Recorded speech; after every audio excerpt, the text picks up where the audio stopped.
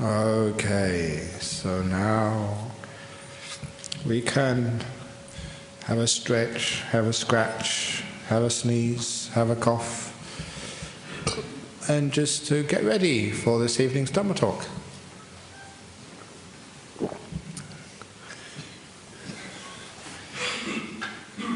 Usually wait for a few people to come in who just came late, others to go to the toilet.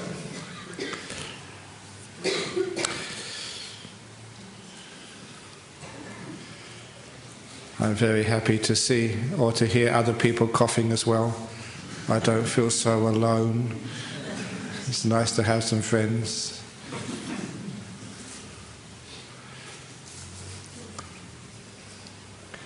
Very good. So, I was going to talk about something else tonight, but I thought I'd talk about how to deal with being sick, having coughs, having hay fever, whatever. Because that means I've got an excuse to cough during my talks, which I can't stop anyway. And that's the most important thing. Look, just having a body, every now and again we have some sort of sickness. And there's a lot of things we can do with sickness to take away the worst part of it. And of course, one of the things which bothers a lot of people in our Western society is that people get guilty about being sick. Especially as a monk, I remember some years ago, I forget what I had, some sort of virus or something. And I remember going into the local doctor's surgery. And you always have to wait in the queue there, waiting and waiting and waiting until the doctor actually calls you in. As I was waiting out there, because at that time I used to give talks in the local prison, and one of the prison officers also had an appointment that morning, and he came in too, and he looked at me, and he said to me, "I never expected to see you in here. I thought I was in a brothel or in a pub or someplace I shouldn't be." Because people think that monks, we eat good food, we exercise, we have no stress, that we're not supposed to go sick. I felt so guilty that monks aren't allowed to get sick because we're supposed to live a good life. No, even monks get sick too, but that really made it very clear to me that why do people feel guilty about being sick? And from that I started to work out the reason why. And this is the reason why people feel guilty about being sick, and why it creates another level of suffering and pain on the normal process of having a body called sickness. And that is that whenever you go to the doctor and you have some sort of complaint, what do you say? How do you speak? You go in there and say, "Doctor, there's something wrong with me. I'm sick. My throat is wrong, my tummy is wrong, my brain is wrong, that something is wrong."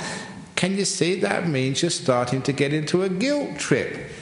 We're always saying that being sick is something wrong. Just that much is the cause of a huge amount of guilt. It means that someone has made a mistake, and you take on that mistake, that you're sick, that's not healthy, that you made a big mistake in life. But of course that's not true. Everybody gets sick. Is there anybody in this room who's never been sick in their life? I think must be a bit sick in the head if you put it. We've all been sick from time to time. So now, if it really was true, if it really was true that you've never been sick in your life, you'd be really weird. In fact, you'd be such a unique case that the local medical school will probably do experiments on you and find out why is it that person has never been sick in their life. There'd be something very strange about you, something very wrong about you, that you've never been sick. So actually, really, it's right to be sick. It's natural to be sick. It's okay to be sick. So, What should you say when you go to see the doctor? Doctor, there's something right with me. I'm sick again. Some people, I told that story before, and actually doctors have actually come up to me and said, we had one of your students come into my surgery today. You know why? Because they came in and said, Doctor, there's something right with me. I'm sick. They know they must have come to Nolamara temple. But seriously, it's important to be able to say there's something right with me, I'm sick, because it takes a lot of guilt away from the sickness. And when you take a lot of the guilt away and the stigma from being sick, it means, number one, you can go and see the doctor earlier. Because why is it that sometimes people wait until it's too late till they go and see the doctor? Because you think there's something wrong, that you're a failure, that you're scared, it's not right to be sick, that you somehow, you haven't exercised enough, you haven't eaten the right food, you haven't meditated long enough, you made some bad karma, therefore you're sick. It's too much guilt about it, which means it's wrong, and we don't actually own up to the fact we are sick, we don't catch it early enough, so that we can actually get healed and live a long life. But the main thing is that when we say it's wrong to be sick, we add this negativity in our mind. And one of the great sayings of the Buddha was, even if your body is sick, your mind doesn't need to be sick. The mind doesn't need to be in denial. So if you are sick, my motto is, enjoy it. There are a lot of benefits from being sick. People you never knew care about you. They come and visit you in hospital. They give you all these nice flowers and other gifts. They never give that to me when I'm well. So I say, if you are sick, milk it for all it's worth. You have time off work. You can sit around and watch the TV and do whatever you like. So, enjoy your sickness. One of the troubles is that when you are sick, is people try and get rid of it too quickly. And when we have that negativity towards sickness, we try and get rid of it too quickly. That's why it lasts much longer than it should. So it's not just enjoying the sickness, it's being kind to your sickness, whatever it is. It's just part of having a body, part of life. So we have to learn to embrace it and be kind to it. This story which I often always tell here about opening the door of your heart, having compassion and loving kindness is not just towards people, it's towards things, it's towards life. Having compassion to your sickness. In other words, being kind to it, opening the door of your heart to my sickness.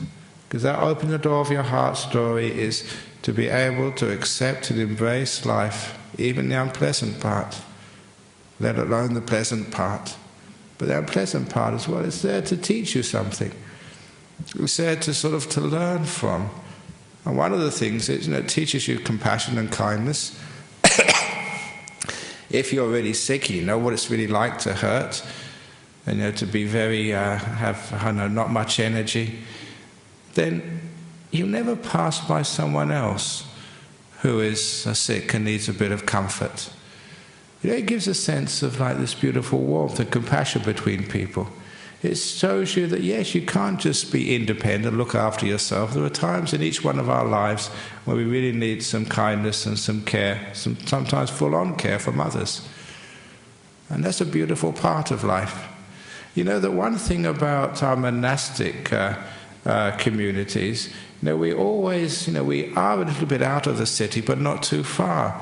And we have all these rules which we have to keep, such as we're not allowed to cook for ourselves, we're not allowed to grow our own food. People actually were really quite surprised at that. Look, you're healthy, fit guys, why can't you make some food? Grow some food. And there's a rule we can't do that, because if we could grow our own food, and if we could just cook our own food, we'd be self-sufficient. Which means we wouldn't need you. Which means we wouldn't have this beautiful relationship of looking after one another. When I was young, I always thought self-sufficiency was an ideal to try and attain. I actually even thought of trying to find a little commune somewhere and just grow everything and make your own electricity and power, your own water, be totally self-sufficient. But when I came across Buddhism, you realize, no, you could not do that. That was verboten, forbidden. And it took a while to understand why. Because if you are self-sufficient, you are saying you don't need anybody. And that makes you very lonely and takes away the beautiful compassion out of life. And every time I am sick, every time I'm weak, every time I make a mistake, every time things go wrong, I'm reminded I'm not self-sufficient. I need others. And that's a beautiful way of understanding the meaning of compassion and love. I know a few people who do try to become self-sufficient. They're saying, I don't need you. And they become very, very lonely people.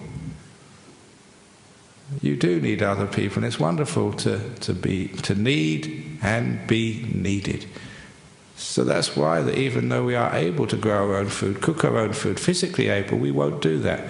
Otherwise, we could live in these monasteries with walls around, totally secluded from the world, without any rapport, without any contact, without the warmth of needing and being needed. So you may think that you are so wonderful, so strong, that you can live by yourself and be self-sufficient. But think about it. Is that a sort of world you like to live in? Or would you rather like to have these connections with others? Yeah, there are certain things I can't do. Please help me.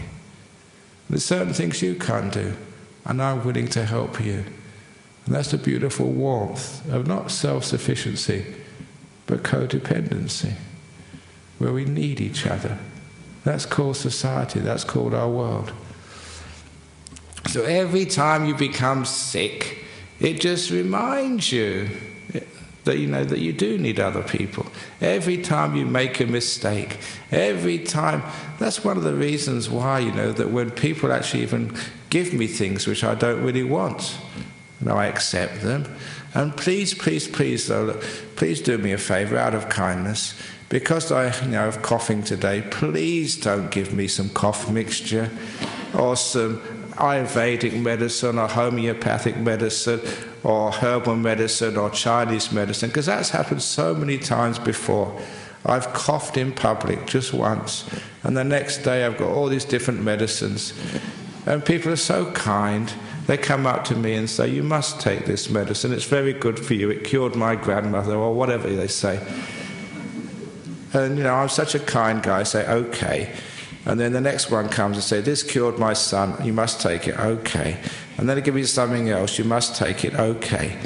And in the end I have so much medicine and I have to take the whole lot of it. And that really, really does make me very sick. So please don't do that to me. It's very kind, that's a trouble, being too kind. But anyway, it's just to look at this. I remember this story that one of the monks told me. This is many, many years ago. He was this very, very tough American monk, from Chicago. That's where the gangsters come from. Maybe, well, they don't all come from Chicago. Obama comes from Chicago too, but he's not a gangster. But I think you know what I mean. It's a very tough city. And this guy became a monk over in Thailand. And for the first time, he went to visit his family in Chicago. If you've ever been to Chicago, in the wintertime it's really, really cold. Lots of snow and ice all over the place. And I went there once, and it's one of the coldest places I've ever been to. And this monk went there, and he slipped on the sidewalk, and he broke his leg. So he had to go into hospital. And there he was in hospital with his leg in plaster, feeling no sorry for himself. And his mother finally found out his son had an accident. And he told me when his mother came into the ward and saw her son in a plaster, she grinned from ear to ear. And he thought, what the heck? You're my mother. Why are you so happy I've broken my leg? And she said, because, son, you've been away for so long, now I have you exactly where I want. You can't run back to Thailand. Now I can mother you for the next month, and you can't escape. If there's any mothers here, you know what I mean. You know, having a grown-up son in hospital with a broken leg when he's been away for about 5 or 6 years is paradise. Because that mothers love looking after their sons, and actually fathers do too, like daughters and everybody. You know, we like looking after each other. There's something in the human condition that where we can practice compassion and kindness, it gives us a huge high. We need it, and we enjoy really looking after each other. And that's why it's wonderful being sick. It's your gift to other people so they can grow in compassion by looking after you. So next time you're sick at home, sick in hospital, say, don't feel guilty about this. Don't think you're a burden on other people. Don't think that, oh, I'm so sick, and other people must be really fed up with it. No, you say, now I am the vehicle of compassion for you. Now, please, especially if you're a Buddhist, this is your great opportunity to make great good karma by looking after me and caring for me. You know, go for broke on it. Look after me. Here I am.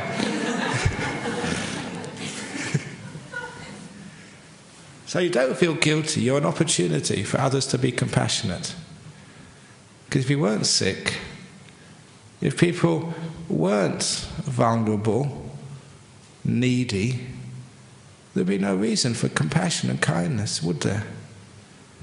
It's one of the problems in our life. Sometimes we are so self-sufficient, we don't need anything. We think we don't need anything, which creates such loneliness in our society. And we know what that loneliness means. It's depression. You know, people just don't live with each other. They live alone, and they feel this terrible sense of meaningless. But having a nice situation where people can practice compassion and be kind is really important in life. For a good example, there's this old story of the Dalai Lama years and years and years ago. This is one of those stories I read, you know, at the very beginning of my Buddhist life. And it was something which really moved me. It made me understand a little about what compassion is really about. Because this was before the Dalai Lama actually left Tibet. You know, he's obviously a famous young man at that time, and he would go from village to village visiting the people in Tibet. And there was a journalist from the United States was accompanying him, doing one of the very first stories, you know, on the Dalai Lama. And as he was going from village to village, people were lining up to offer him gifts. You know, it's supposed to be good karma to offer someone like the Dalai Lama some gifts. But this was an American who didn't really understand what generosity, compassion was about. And so he started to get more and more upset, because some of those gifts were coming from very, very poor people. And on this one occasion, in this one village, there was a woman who was obviously dirt poor. You know, hardly had anything, you could see by her rags. And she lined up, and when it came to her turn, she presented His Holiness the Dalai Lama with one of her skirts. Her best skirt is what she gave to the Dalai Lama. And that American, he just could not contain his anger and disgust any longer. He shouted, "What are you doing?" Now, I daren't shout. If I got a cough, I'll really mess up my throat. But you can imagine what he would say. "What are you doing? Now, accepting a skirt from that poor white woman. You're so wealthy, you live in this great monastery, you have everything you want, and you don't need a skirt, you're a man. What do you want with a skirt? She needs it more than you. You shouldn't accept it. What are you doing that for? That's not right." And he had a point there. When I read that, I thought, my goodness, what does a monk need with a woman's skirt?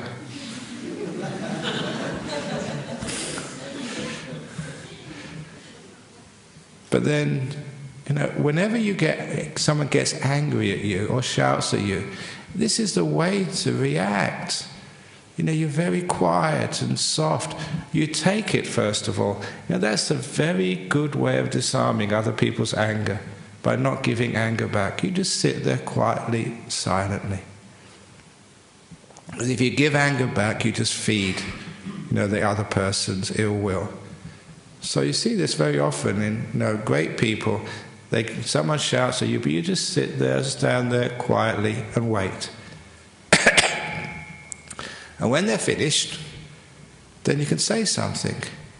What the Dalai Lama said, he said, "It's true, I don't need this skirt, but that woman needed to give it to me." And when I heard that, I thought, my goodness, that's wisdom. We all need to give to each other. Even though we may, be on the surface self-sufficient, even though the Dalai Lama doesn't need any clothes, still, the woman needed to give it to him. And what a beautiful thing that was. You say, no, I'm not going to be self-sufficient, but I'm going to be vulnerable, needy. You can give me whatever you want. And I know I've taught that many times here, and it's true that many times people who come here to Nollamara have given me gifts. They've given me a comb. Even though I don't need a comb, sometimes you need to give me one.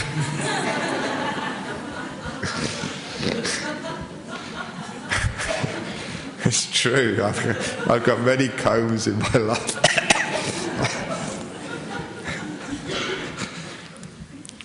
But isn't that good fun? You give and... Okay, I don't need a comb, but I accept it and I just give it to someone else tomorrow. And that's what the Dalai Lama did. The next village he went to, he'd distribute that skirt to somebody else. And that way these gifts would go round and round and round.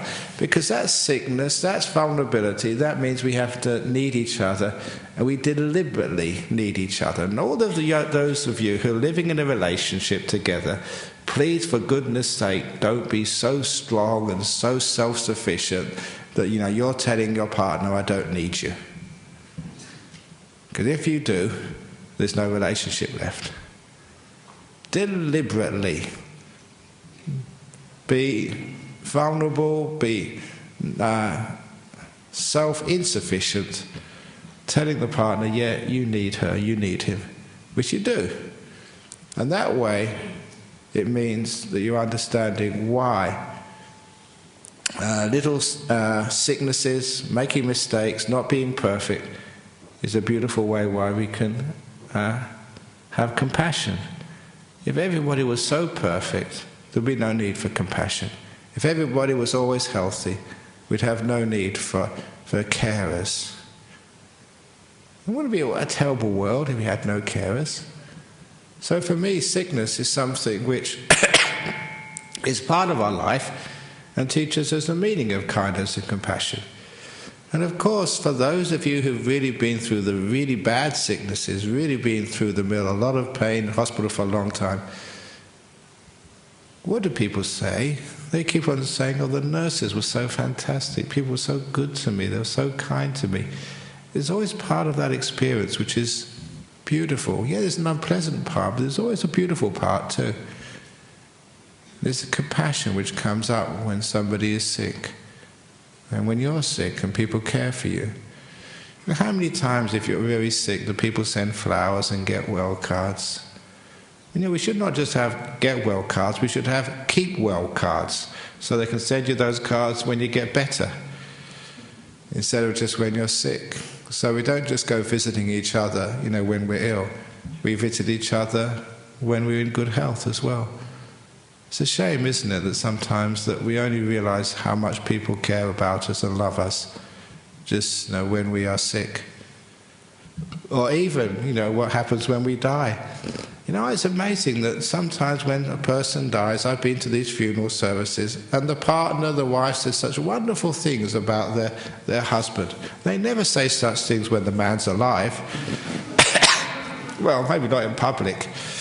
But when they die, they say these beautiful things. Wouldn't it be wonderful to say those things before they die? That's why I think I obviously didn't see the movie because I watched movies, but I saw that in the newspaper there's this guy, I think, in the United States, who had his funeral while he was still alive. And the reason why he organised his funeral while he was still alive, because he really wanted to actually to be there when people spoke nice things about him, so he could really enjoy it. You know, there's a lot of wisdom behind that. So maybe that those of you who are close to death think you're going, organise your funeral beforehand, so, you know, they can give all these eulogies and say these nice words about you, and the monks can come and just say good things about you as well. You can actually enjoy it instead of, you know, just laying down in your box unconscious. It makes a lot more sense to me. Anyway, why is it that when people die they say nice things about each other, but they don't say nice things about each other when they're alive? Something's wrong there. So the idea with sickness and the idea with is that it does bring out the best in people.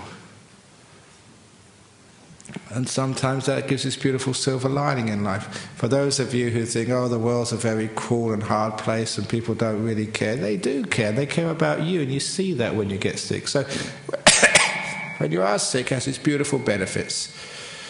And also, as you are sick, please don't fight the sickness and try and get rid of it. Now, I know that sometimes people wanted me to give some deep teachings, you know, in the Friday nights, and that was why I was trying to give some more deeper teachings rather than what one person called the pop talks, the pop Buddhism on a Friday night.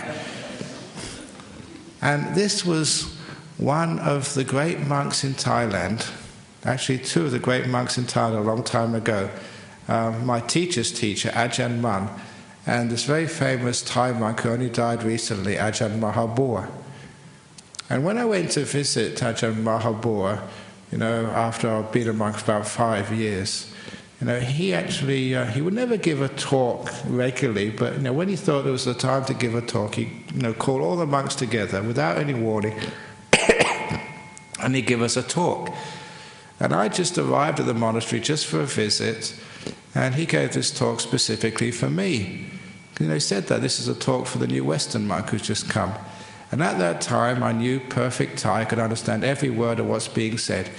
And the particular message which I heard from him, you know, was really important. It changed a lot of the way which I looked at things like sickness and other things in life, and even the way I meditated.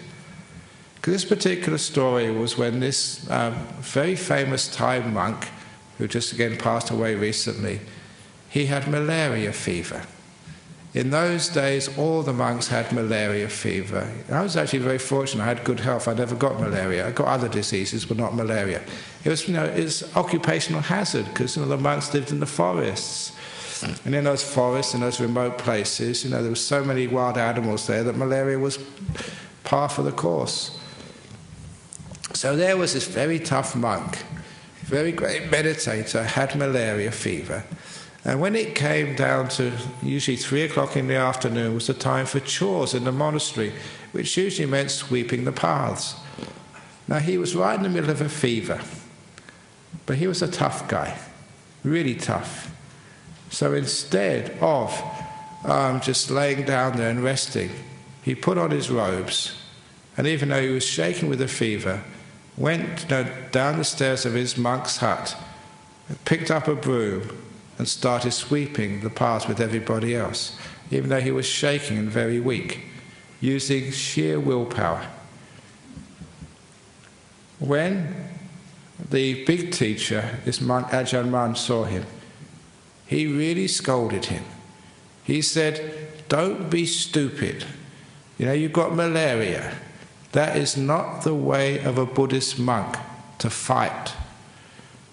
The way of a Buddhist monk is to contemplate, to understand. Go up to your hut, lay down, and understand your sickness. Don't fight it." And when I heard that, you know, this was Ajahn Brahm himself telling where he got wrong and where he was reprimanded by his teacher. That really taught me just how to deal with sicknesses. How many of you, when you've got a sickness, fight it? And what happens when you fight? It gets worse. You have collateral damage. It's what happens when we fight things. You fight your partner, you fight the government, you fight whatever, you get damage. especially if you fight your sickness. Instead, understand the sickness, because that is what it's there for, to teach you. In other words, we don't use willpower to overcome the problem. We always use wisdom power. Fighting is willpower. The strongest wins. And you try and be so strong you beat your sickness. That's not the way of Buddhism. The way of Buddhism is not to fight, but to understand, to use wisdom power. And that's how I've used my body and my mind ever since. Never fighting things, but understanding and using the great wisdom. And that's worked so many times. There's so many times this has happened, even with sicknesses. One of the stories which I recall, which was really strange, it's one of the first times I realized just how, if you can understand sickness, sometimes it just vanishes. I was a student,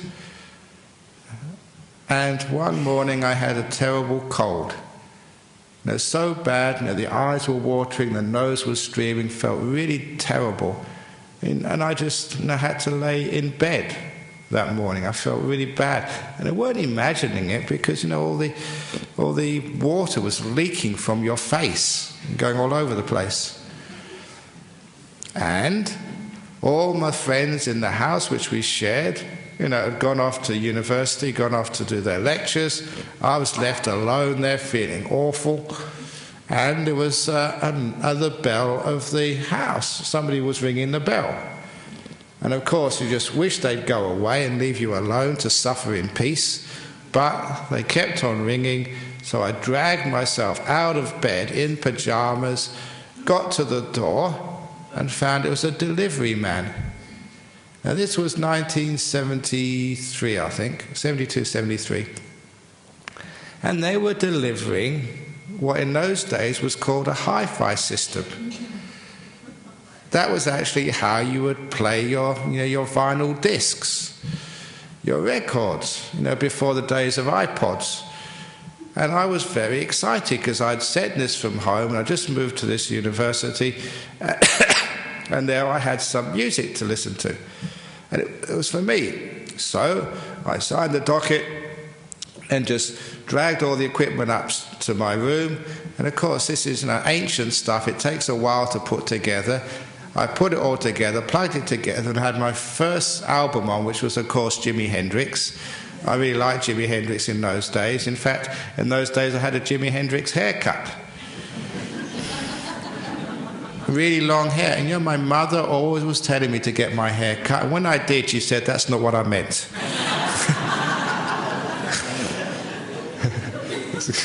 Going from a lot to none at all. But anyhow, the weird thing was, by the time I put the first track on, I was listening to it, I noticed my cold, flu, whatever it was, had totally gone. The eyes were not watering, the nose wasn't streaming, I wasn't coughing or sneezing anymore, it totally vanished. And that was really strange. And I realized from that, understanding illness, if you give it ill will, fighting, it actually makes it worse. You give it a little bit of kindness, a little bit of joy, a little bit of fun. And that weakens it enormously. You can even let it vanish. Never underestimate the power, the energy of joy, of happiness. And that's one of the reasons why you had these doctors like Patch Adams, who would just go around the wards just making people laugh. And of course got great results. And that's one of the ways I usually visit people who are sick, except one lady, it was the first time she had a problem in hospital. She had a small operation, actually quite a large operation, hysterectomy. And she was so a bit disturbed, she asked, "Please come and visit." So I went to visit her. And when I went into the room, the first thing she said was, "Ajahn Brahm, please, please, please, no jokes." Because any woman who's had a hysterectomy know you've got this big wound in your tummy. And if you start laughing, that really, really hurts. But I can't change my character. When you say no jokes, that's just encouraging me. So off I went telling jokes. So I'm a very bad person to invite if you've got an operation. Wait till the wound is healed, then invite me. It's much better.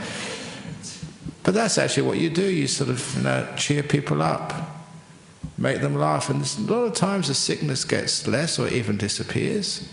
It's amazing what can happen. Actually, that I was just writing this story for someone actually a couple of days ago. And it's not just being sick, it's understanding what sickness is and actually how to deal with it when you visit people in hospital. And this story was about a Tibetan nun. No, she's Australian, but she followed Tibetan tradition. So she was a nun here in Perth. And unfortunately, she got very bad cancer. And I was looking after her for a while. She came to stay at Serpentine Monastery for a bit of peace and quiet, learn some more meditation, maybe sort of get over the cancer, but that wasn't to be. She was dying. And so eventually she was in the hospice, the old hospice in Shenton Park, before it was closed down. It's a terrible thing to close that hospice down, but anyway. She was staying in there, and I had visited her a couple of times.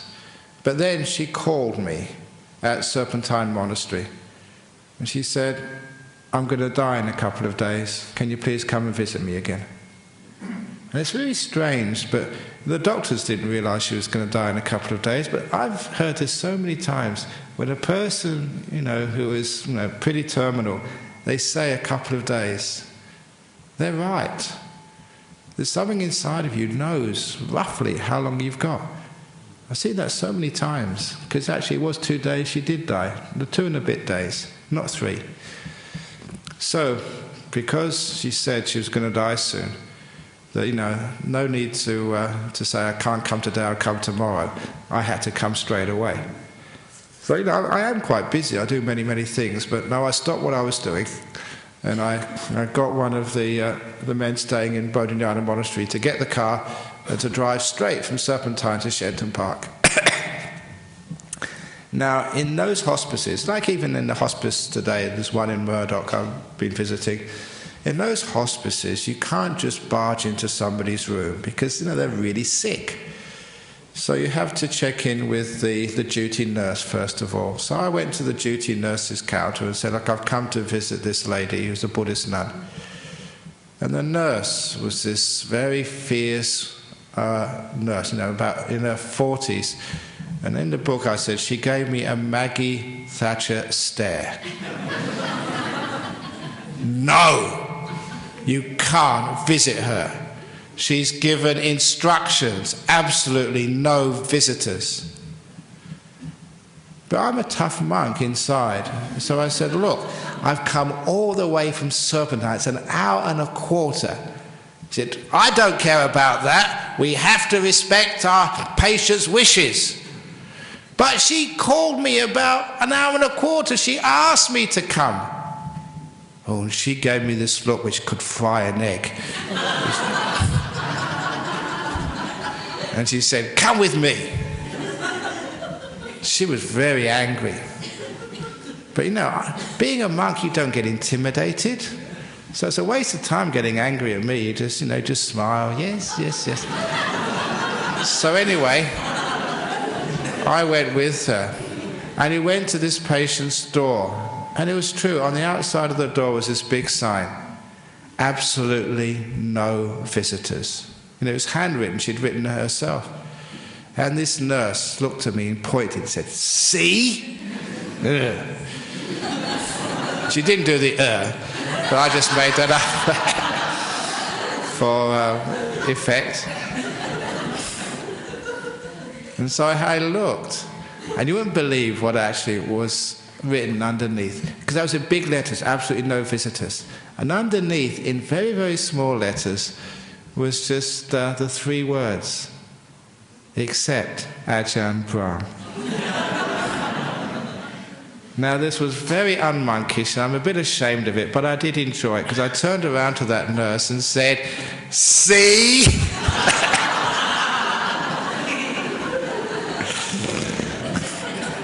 Now, that was not the most charitable thing to do, but I do confess, it's nice getting, one up on such a nurse. So, of course, I went in. But, of course, the first thing I did when I went into the room was say, why did you put that sign up? Why did you say absolutely no visitors except me? And that's when she told me, said, look, I'm dying.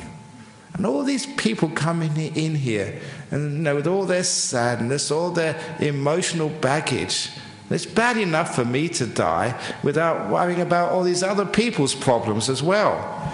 He said, you're the only person who comes in here and treats me like a person, not a sickness. When I heard that, I thought, wow, what a wonderful piece of advice to give others. When you go and visit someone in a hospital, they might be dying or whatever, please, they're not a sickness, they're not a cancer, they're a person. So treat them as if you were having a cup of coffee with them, Gloria Jean's or Starbucks or wherever. What would you talk about if you're just having a nice afternoon together? You wouldn't keep on talking about their cancer, how is it, how many days, what do the doctors say, what do the x-rays say? Gee, you get fed up with that. So she just again asked, please, tell me some jokes. Tell me some funny stories. Which is, what people would like to do. They know they're dying, but they want to enjoy the last days of their life. They want to have happiness and fun like we all do. Why not? Why should dying be so miserable? So I say, die with style. Die with a smile on your face. Actually, I remember telling a joke once, when I tell a joke, I laugh, at my punchline before I say it. That's one of my big problems. So the monks will tell you that one day I was choking, laughing at one of my own jokes, and they really thought I was going to go. One day I will go that way, I think. That's okay. I'll tell a little joke. This is one of the great comedians in England some years ago. He was actually telling his life story, and he said when he was at school, he told his teachers that he wanted to be a stand-up comedian when he grows up. He said, when I told them I was going to be a stand-up comedian, they laughed at me. Now I am a very good stand-up comedian. They're not laughing now. And he was the same way. He said, when I die, I'd like to die in my sleep like my father did. Not screaming and shouting like the passengers in the bus he was driving at the time.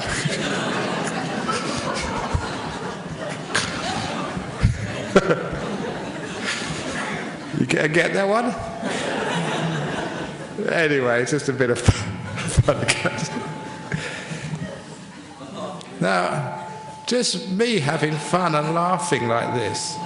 You see, it works. I was coughing just a few minutes ago, and where's my cough gone?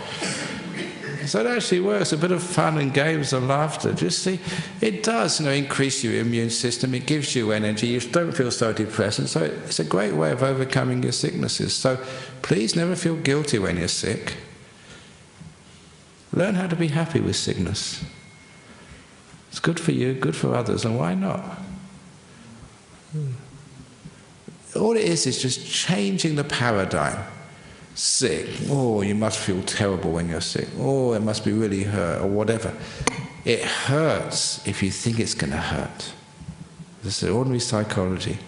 The worst thing which a doctor or a dentist could do, they've done this to me before, stupid. They say, this might hurt. Thank you very much. You should have told me afterwards. Because when you say it's going to hurt, you psych yourself up, this is going to hurt. Instead, if I was a doctor or a nurse or a dentist, when I was putting the drills, I said, this is going to be fun.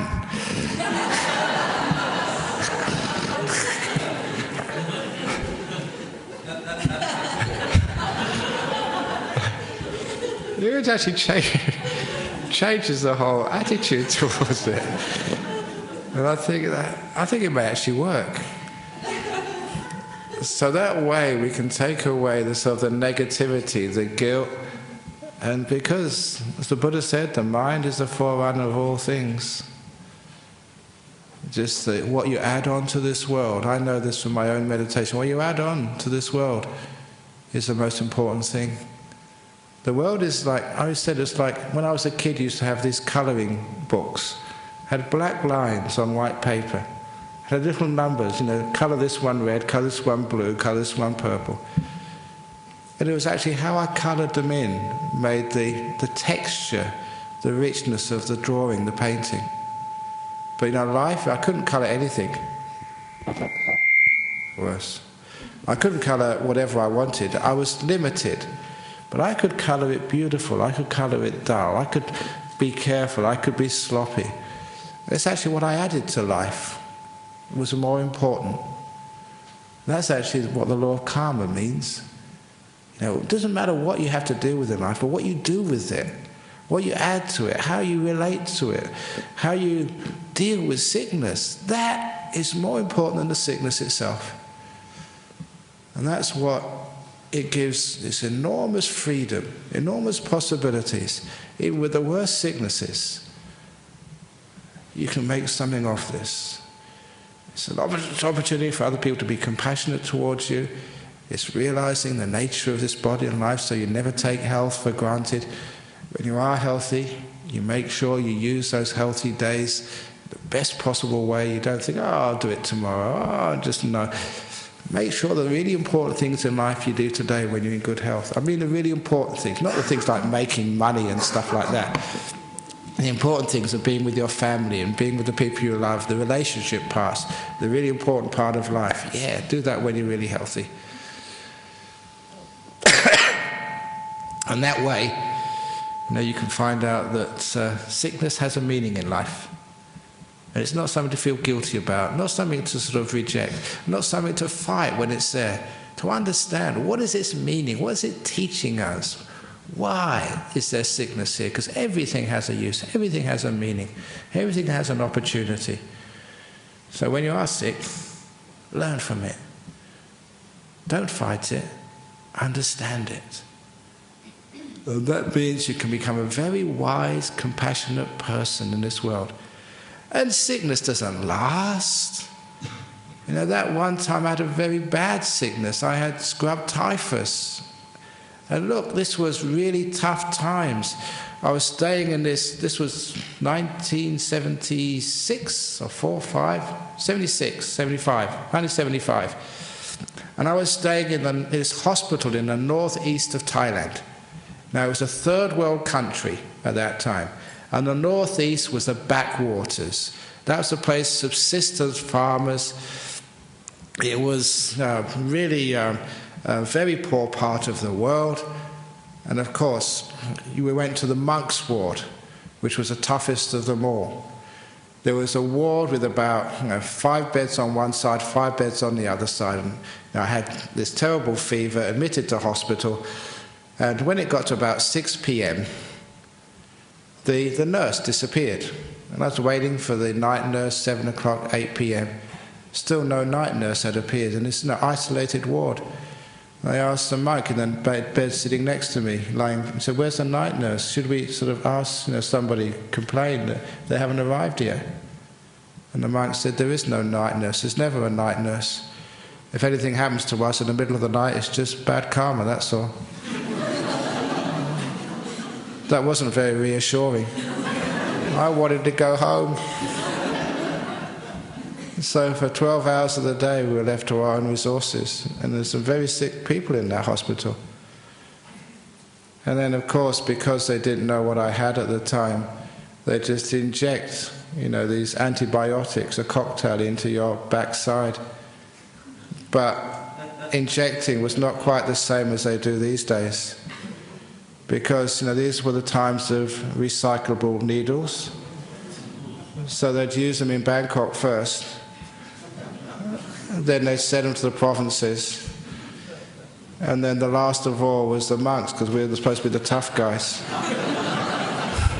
This is no exaggeration, because this nurse, maybe 30 or 40 years of age, she was built like a water buffalo.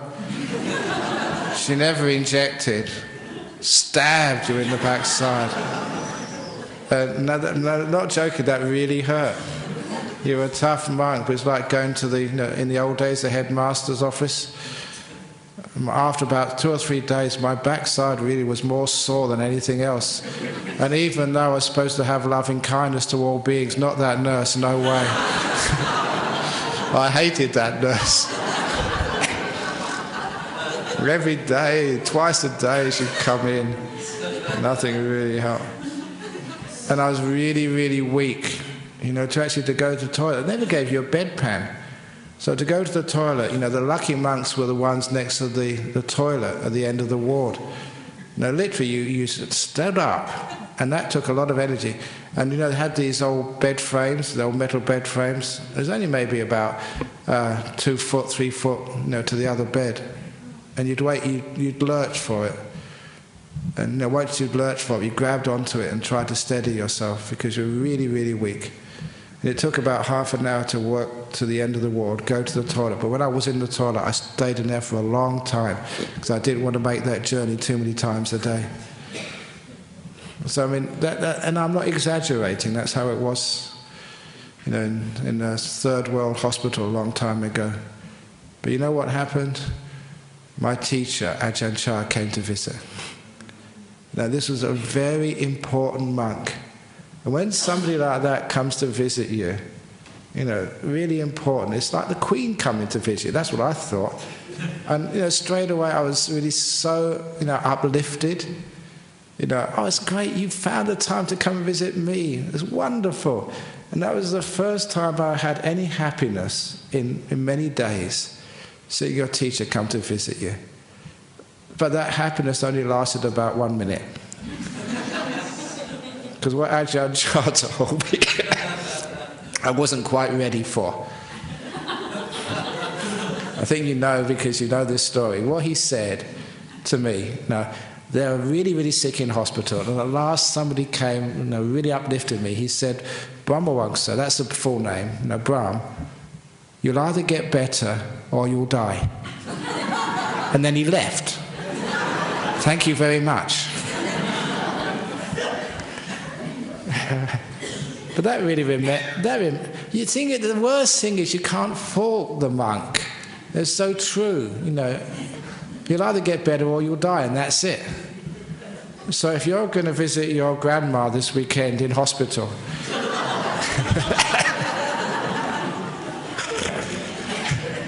don't try that, please.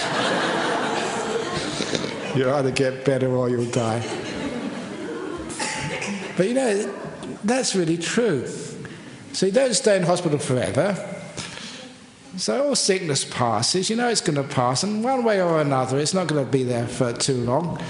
You're either going to die, or you're going to get better. So sickness never lasts. So you can bear with it for a time. And I'm sure I'm not going to die of a cough, so I'm not going to be too upset about that. So I'm sure you're going to have me here next... not next week, I think another month's coming next week. I'm teaching a retreat. I'm sure you're going to see me around many, many more times yet. So, whatever you are...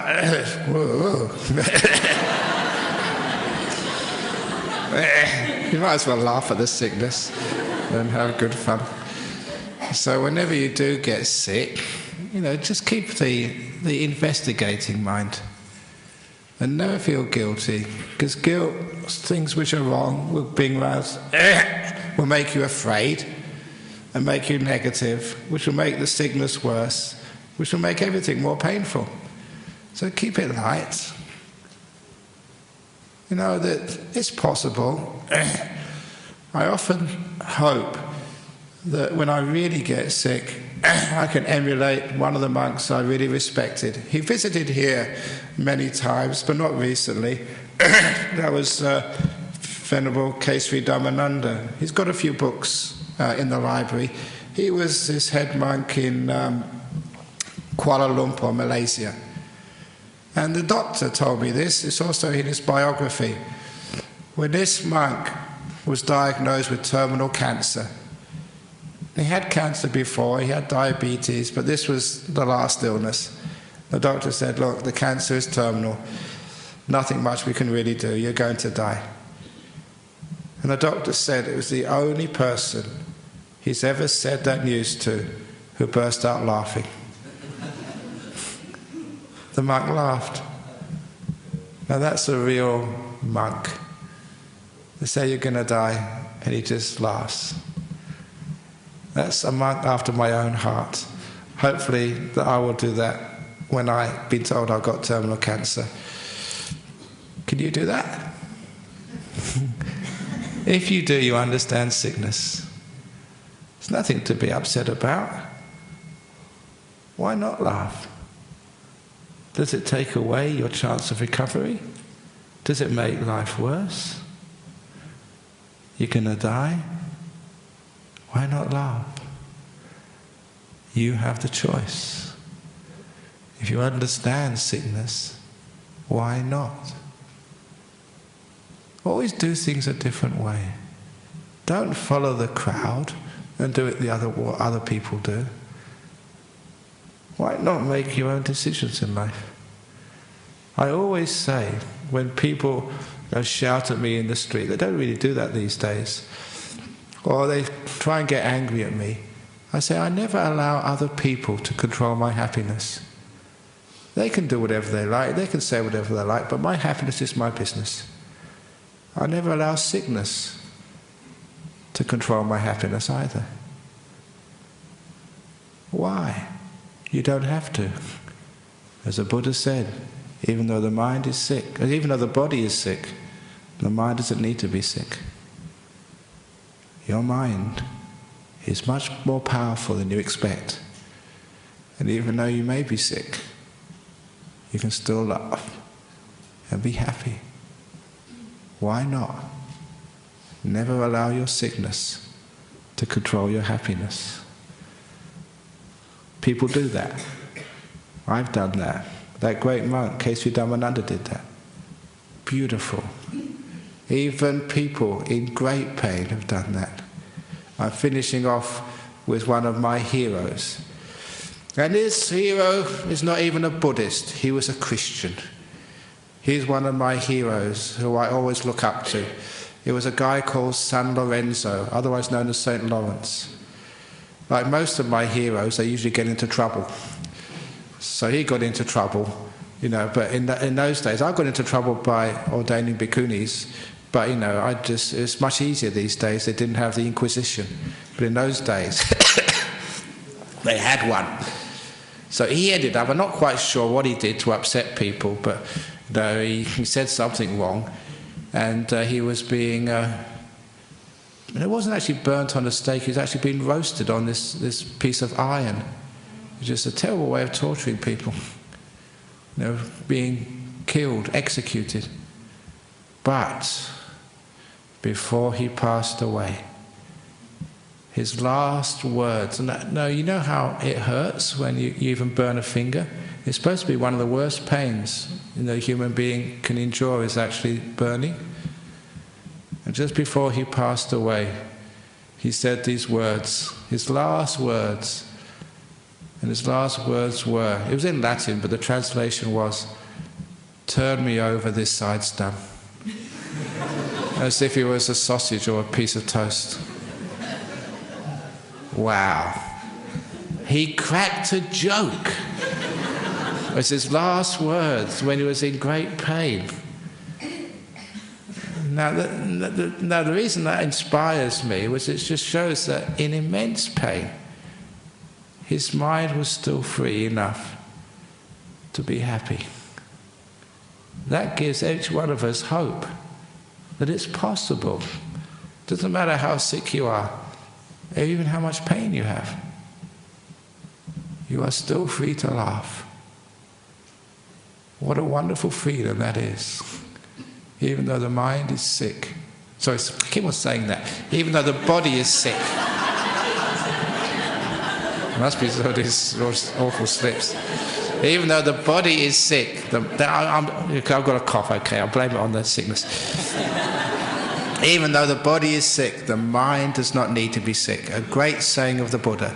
Even though the body is sick, the mind doesn't need to be sick. Please remember that. You'll understand sickness, and I will remember it too, hopefully. And that way, when sickness comes into your life, you can have a much better time.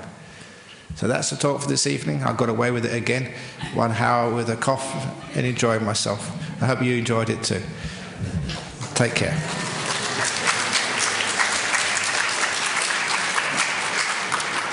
Okay, any comments or questions about the talk this evening?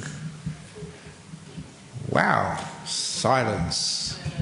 Okay, Eddie, I can always rely upon you for a question. Come on. Ajahn Brahm, you said this story many times before. When you were a monk in Thailand, Yeah. you were sick, Ajahn Brahm will visit you. Yep. Just for 1 minute, and he said whether you will live or you die. Yeah. Don't you think he's a senior monk? These senior monks, they have special powers.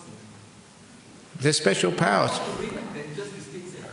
Oh yeah, sometimes they may have special powers, but the last thing he wanted to do with his special powers was to take away my sickness and to take away that wonderful opportunity for learning about sickness.